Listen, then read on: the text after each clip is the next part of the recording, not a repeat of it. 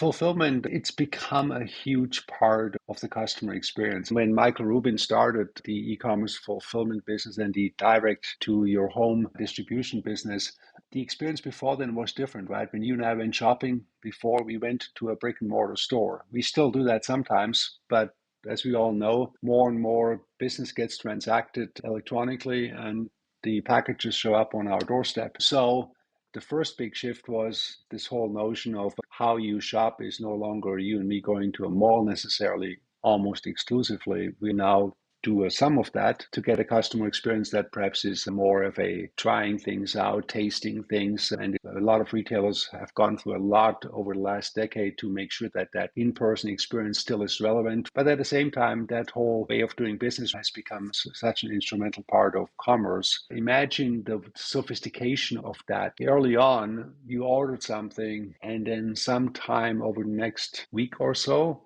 it would show up. You and I were completely in the dark initially when it would show up. And now fast forward to today, you can be very specific about, I need this after hours. I'm not going to be home during the day. And I'm in a neighborhood where I don't trust this to just sit on my doorstep for 5-6 hours. So it needs to be there between 6 and 8 p.m. And by the way, I want to be able to also look up the same way I'm looking up where my Uber driver is right now. Like, where is it right now? Is it still on track for 6 to 8 p.m.? And then I've got a sudden change where there's an emergency that I have to tend to. And now I can no longer be at home until very late in the night. So I need to either reroute this to my new destination where I'm going to be, or I need to suddenly tell them stop delivery, show up the next day.